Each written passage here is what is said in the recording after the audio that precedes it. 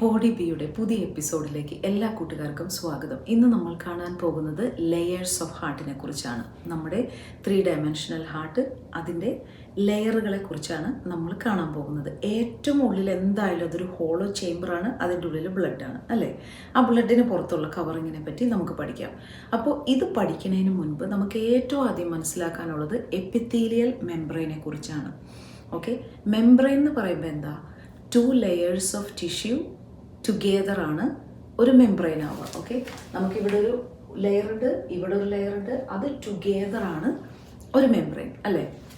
ഇനി 2 തരത്തിലുള്ള epithelial tissue ഉണ്ട്. എപ്പിത്തീലിയൽ സെൽസ് കൊണ്ടുണ്ടാക്കിയ 2 തരത്തിലുള്ള മെംബ്രെയിൻ ഉണ്ട്.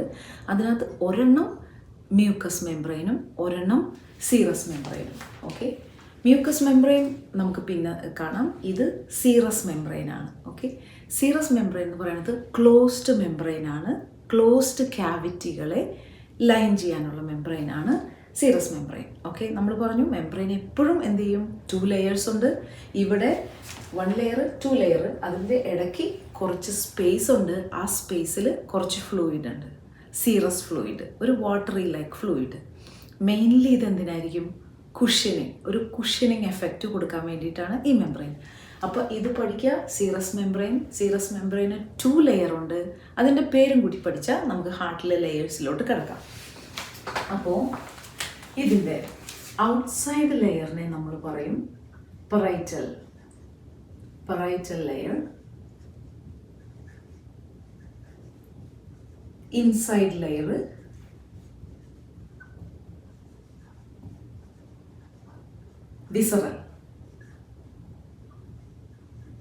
Visceral layer.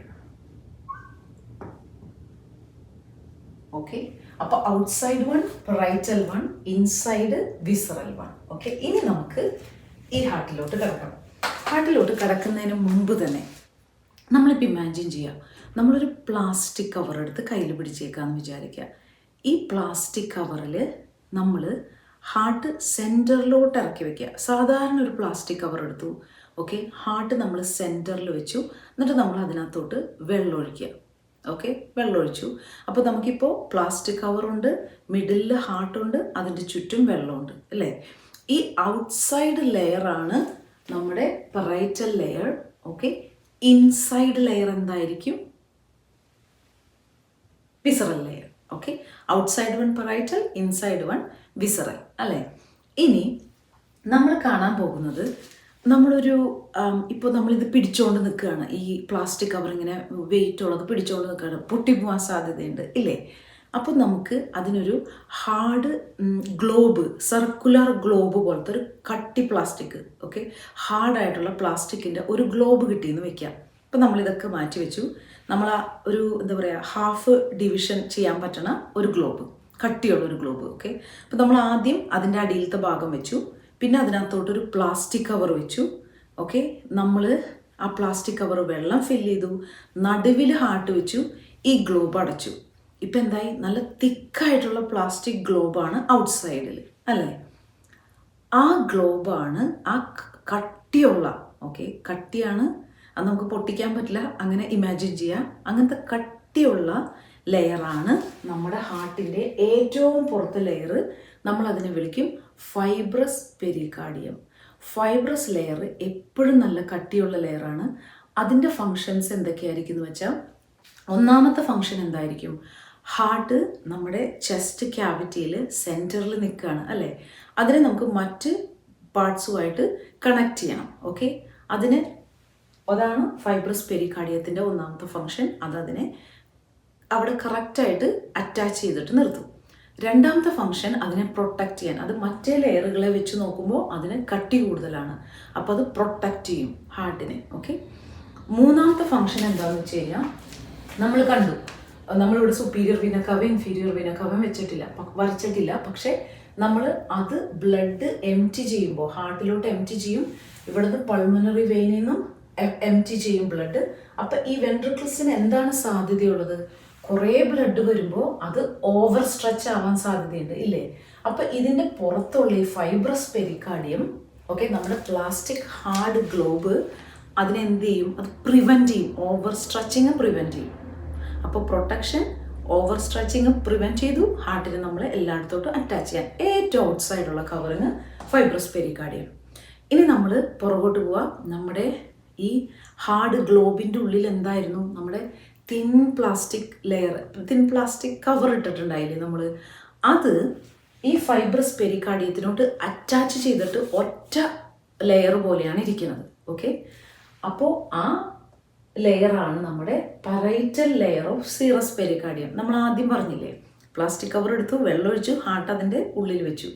അപ്പോൾ ഈ പ്ലാസ്റ്റിക് കവറാണ് നമ്മുടെ parietal layer, outside layer of serous membrane. Okay, മനസ്സിലായല്ലോ? അതപ്പോൾ ഒരു ലെയർ പോലെ വർക്ക് ചെയ്യും. അപ്പോൾ നമ്മുടെ പ്ലാസ്റ്റിക് ഗ്ലോബ് കഴിഞ്ഞു, അതിൻ്റെ ഉള്ളിലത്തെ പ്ലാസ്റ്റിക് കവർ നമ്മൾ കഴിഞ്ഞു. ഇനി ഇതിൻ്റെ ഉള്ളിൽ നമ്മൾ കുറച്ച് വെള്ളം ഒഴിച്ച് വെച്ചേക്കണം ഭാഗില്ലേ, അതാണ് എന്ത്? ആ വെള്ളം ഒഴിച്ചിട്ട് അതൊരു സ്പേസാകും അല്ലേ, നമ്മളാണ് അവിടെ വെള്ളം ഒഴിച്ചത്. അപ്പോൾ ആ സ്പേസിൻ്റെ പേരാണ് പെരികാർഡിയൽ സ്പേസ്. അത് എന്തുകൊണ്ടാണ്? അതിൻ്റെ ഉള്ളിൽ എന്തായിരിക്കും? പെരികാർഡിയൽ ഫ്ലൂയിഡ്, കുറച്ച് ഫ്ലൂയിഡ് ഇട്ടിട്ടുണ്ട്. അത് എന്തിനു വേണ്ടിയിട്ടായിരിക്കും? നമ്മളിപ്പോൾ കൈ ഇങ്ങനെ ഒന്ന് റബ്ബ് ചെയ്ത് നോക്കുക, കുറച്ച് നേരം കഴിയുമ്പോഴേക്കും നമുക്ക് വേദന എടുക്കാൻ തുടങ്ങും.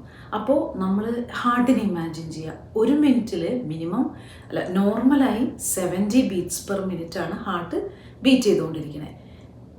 ഈ ഹാർട്ട് ഇങ്ങനെ ബീറ്റ് ചെയ്യുമ്പോൾ അതിന് എന്താ പറയുക, കുഷനിങ് എഫക്റ്റ്, അതിൻ്റെ വർക്ക് ഈസി ആക്കാൻ വേണ്ടിയിട്ടാണ് നമുക്കിവിടെ ഒരു സ്പേസും കുറച്ച് ഫ്ലൂയിഡും. അപ്പോൾ എന്താവും? ഹാർട്ട് ഇങ്ങനെ ബീറ്റ് ചെയ്യാണ്, ആ സ്പേസിൻ്റെ ഉള്ളിൽ കിടന്ന് ഹാർട്ടിൻ്റെ മേത്തേക്ക് ഒരു പ്രഷറില്ല, ഫോഴ്സ് ഇല്ല, അങ്ങനെ ഹാർട്ടിന് ഫ്രീ ആയിട്ട് ബീറ്റ് ചെയ്യാൻ പറ്റും. ഓക്കെ, 15 to 20 അല്ലെങ്കിൽ 25 വരെയൊക്കെയാണ് നോർമലായിട്ടുള്ള സീറസ് ഫ്ലൂയിഡ്.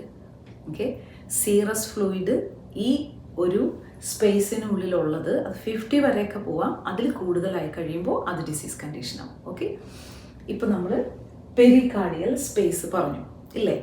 ഇനി ഓക്കെ, അപ്പം നമ്മുടെ പ്ലാസ്റ്റിക് കവർ, അത് നമ്മുടെ plastic globe, okay, hard shell കൊണ്ടുള്ള പ്ലാസ്റ്റിക് ഗ്ലോബ് നമ്മളിങ്ങനെ 2 സർക്കിള് അടച്ചു വെച്ച പോലെ. ഓക്കെ, അതാണ് നമ്മുടെ ഫൈബ്രസ് പെരികാർഡിയം. അതിനോട് അറ്റാച്ച് ചെയ്തിട്ട് നമ്മളൊരു പ്ലാസ്റ്റിക് കവർ ഇട്ടു അതിനകത്തോട്ട്.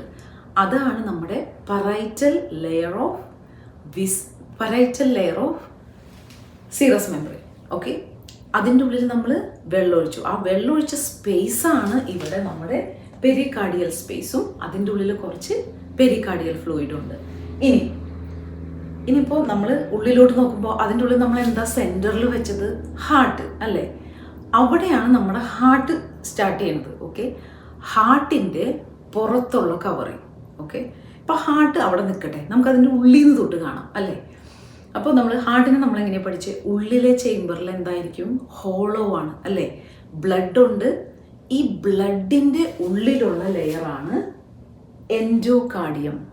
Endo means inside. അപ്പോൾ അത് ഇൻസൈഡ് ലെയർ ഓഫ് ഹാർട്ടാണ് എൻഡോകാർഡിയം. അതായത് ഇവിടെ നമുക്ക് ഈ ഇൻസൈഡ് ലെയർ ഹാർട്ടിൻ്റെ, ഓക്കെ, എല്ലായിടത്തും ഉള്ള ഇൻസൈഡ് ലെയർ, ഈ ഇൻസൈഡ് ലെയർ, അതായത് right atrium, left atrium, right ventricle, left ventricle, ഇതിനെല്ലാം കവർ ചെയ്തിട്ട്, ഓക്കെ, ഈ അയോർട്ട, പൾമണറി ആർട്ടറിനെ എല്ലാം കവർ ചെയ്തിട്ടാണ് ഈ എൻഡോകാർഡിയൽ ലെയർ നിൽക്കുന്നത്. ഓക്കെ, എൻഡോകാർഡിയൽ ലെയർ ബ്ലഡ് വെസൽസിലോട്ട് പോകുമ്പോൾ അത് നമ്മൾ എൻഡോത്തീലിയമായിട്ട് കാണും.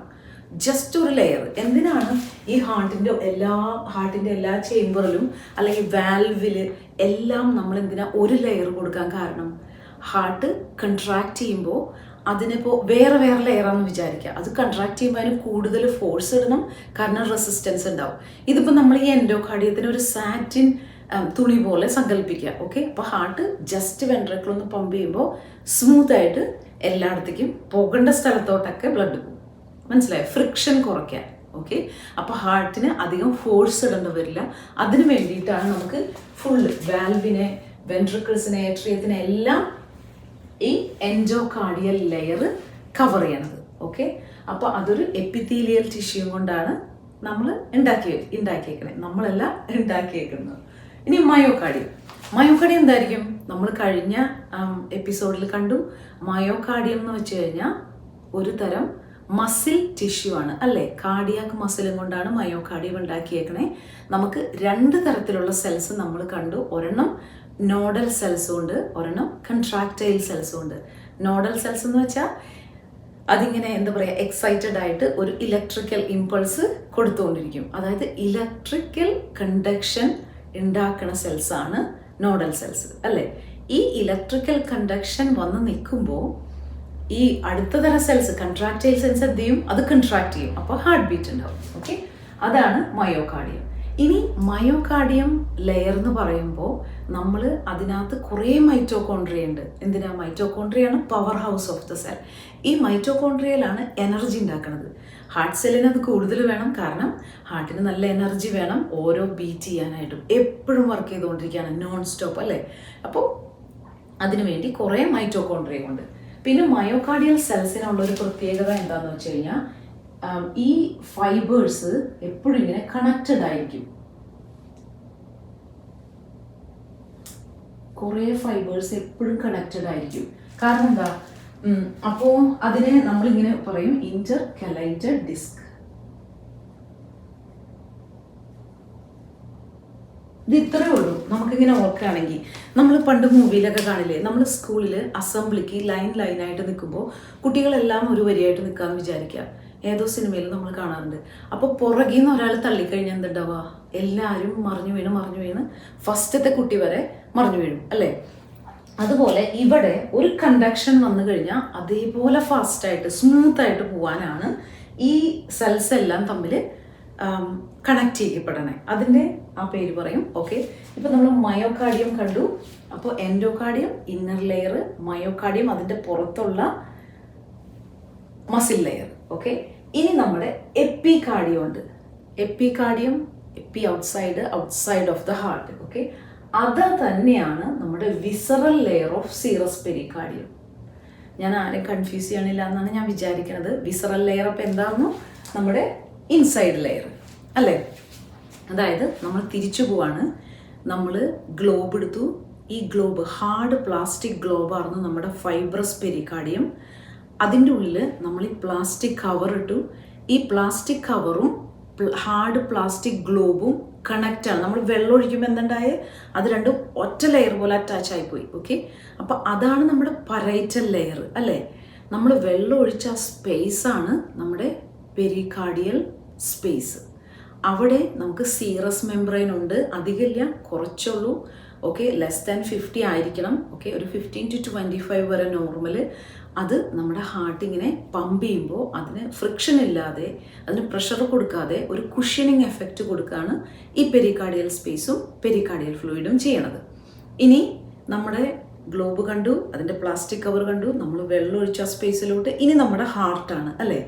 ഹാർട്ടിൻ്റെ ഔട്ട്സൈഡുള്ള ലെയർ, നമ്മളിപ്പോൾ വെള്ളത്തിൽ നിന്നിട്ട് ഹാർട്ട് നോക്കുമ്പോൾ ആ പുറത്ത് കാണാൻ പറ്റുന്ന ലെയറാണ് എപ്പികാർഡിയം അല്ലെങ്കിൽ visceral layer of the pericardium. Okay, visceral layer അത് സീറസ് മെംബ്രെയിൻ്റെ ഇൻസൈഡ് കവറിങ്, പക്ഷേ ഹാർട്ടിൻ്റെ ഔട്ട്സൈഡ് കവറിങ്.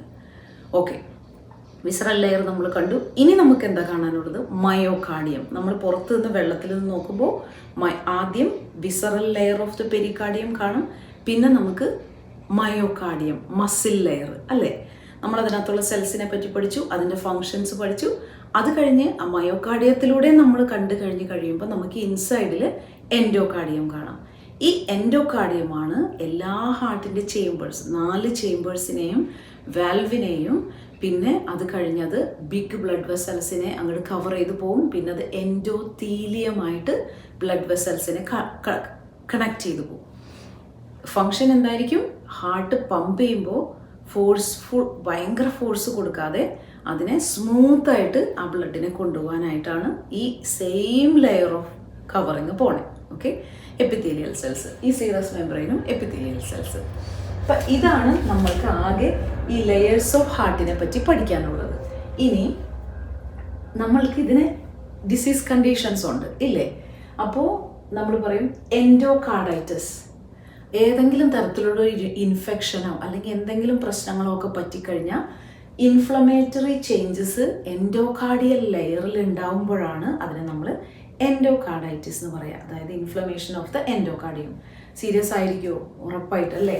കാരണം അത് ഹാർട്ടിൻ്റെ ഇന്നർ ലൈനിങ് ആണ്. അവിടെ എന്തെങ്കിലും തരത്തിലുള്ള ഇൻഫ്ലമേഷനോ ഇൻഫെക്ഷനോ വന്നു കഴിഞ്ഞാൽ ഹോൾ ബോഡിയിലെ ബ്ലഡ് അവിടത്തോട്ട് വരും, അത് സ്പ്രെഡ് ആവും അല്ലേ. അത് നമ്മുടെ ശരീരത്തിൻ്റെ വിവിധ ഭാഗങ്ങളിലോട്ട് പോകും. അപ്പോൾ ഇൻഫെക്ഷൻ പെട്ടെന്ന് സ്പ്രെഡ് ആവാൻ വഴിയുണ്ട്. അതുപോലെ തന്നെ മയോകാർഡൈറ്റിസ്, ഓക്കെ, അത് ഇൻഫ്ലമേഷൻ ഓഫ് ദ മയോകാർഡിയം.